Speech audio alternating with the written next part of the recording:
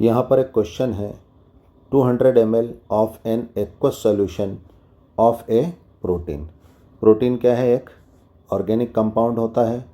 इस प्रोटीन का पानी में सॉल्यूशन बना हुआ है जो कि कितना है? 200 ml है। कंटेंस इट्स 1.26 ग्राम, यानी इस 200 ml सॉल्यूशन में प्रोटीन का कितना ग्राम प्रेजेंट है? 1.26 ग्राम प्रेजेंट है। यहाँ पर 1.26 ग्राम क्या है? इस प्रोटीन का वेट है 1.26 ग्राम। और हम जानते हैं कि कॉन्सेंट्रेशन क्या होता है? ग्राम पर लीटर में होता है, यानी हमें यहाँ पर ml को किस में चेंज करना पड़ेगा? लीटर में चेंज करना पड़ेगा। यहाँ पर हम ml यानी मिलीलीटर को किस में चेंज कर रहे हैं?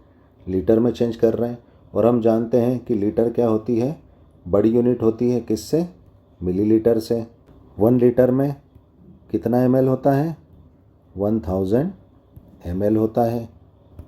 अब हमारे पास समस्या ये है कि हम ml को लीटर में चेंज कर रहे हैं, तो इस 1000 का इस 200 में हम डिवाइड करेंगे कि मल्टीप्लाई करेंगे ताकि वो लीटर में कन्वर्ट हो सके।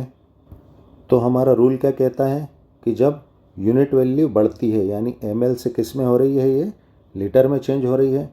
तो जब भी यूनिट वैल्यू बढ़ती है तो न्यूमेरिकल वैल्यू क्या होती है? घटती है। और न्यूमेरिकल वैल्यू तभी डिक्रीज़ हो सकती है, तभी घट सकती है जब हम उसको 1000 से डिवाइड करेंगे, क्योंकि मल्टीप्लाई करने से क्या होगा? वैल्यू बढ़ जाती है। तो यहाँ पर हम लीटर में चेंज करने के लिए इस 1000 का क्या करेंगे? 200 में डिवाइड करेंगे। तो यहाँ पर वॉल्यूम क्या हो जाएगा? 0.2 लीटर हो जाएगा। The osmotic pressure of this solution at 300 kelvin. Osmotic pressure को हम किससे डिनोट करते हैं? पाई से डिनोट करते हैं।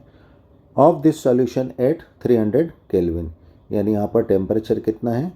300 केल्विन है।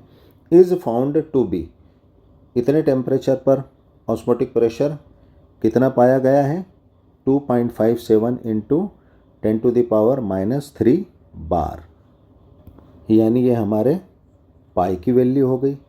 द मोलर मास यानी molecular weight of protein will be, यहाँ पर जो है प्रोटीन का मॉलिक्यूलर मास पूछा जा रहा है। और यहाँ पर क्या गिवन है? आर यानी यूनिवर्सल गैस कांस्टेंट की वैल्यू दे रखी है 0.083 लीटर बार पर मोल केल्विन। हम जानते हैं जब प्रेशर की बात होती है तो यूनिवर्सल गैस कांस्टेंट की वैल्यू कितनी ली जाती है? 0.083। तो यहाँ पर प्रोटीन का मोलर मास कितना होगा? आंसर डी, 61038 ग्राम पर मोल। ये किस तरह से होगा? आइए हम देखते हैं। यहाँ पर एक बात का ध्यान रखें, प्रोटीन क्या है? एक ऑर्गेनिक कंपाउंड है, और हम जानते हैं ऑर्गेनिक कंपाउंड क्या होता है? डिसोसिएट नहीं होता। इसलिए यहाँ पर जो है प्रोटीन के लिए वांट ऑफ फैक्टर क्या होगा? एक यूनिट होगा, 1 होगा। इसलिए हम यहाँ पर वांट ऑफ इंडेक्स की टर्म को यूज़ नहीं करेंगे। हमारा आइडियल गैस का फार्मूला क्या होता है? PV = nRT होता है। और जब हम सॉल्यूशन के प्रेशर की बात करते हैं तो गैस का प्रेशर किस में चेंज हो जाता है? सॉल्यूशन के प्रेशर में, यानी ऑस्मोटिक प्रेशर में चेंज हो जाएगा।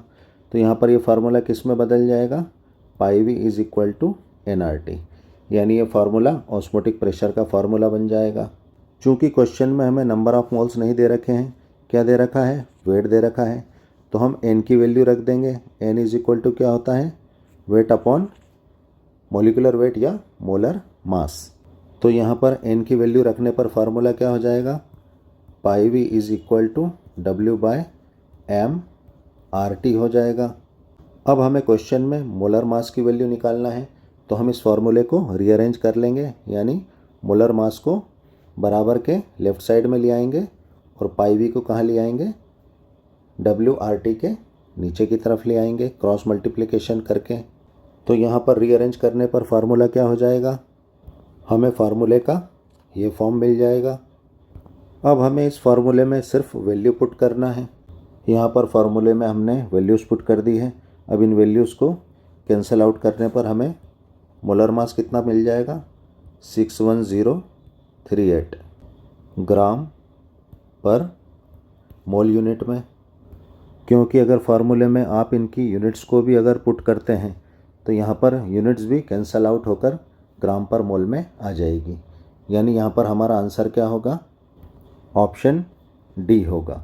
Thanks for watching. वीडियो को लाइक कर देना, फटाफट सब्सक्राइब करो।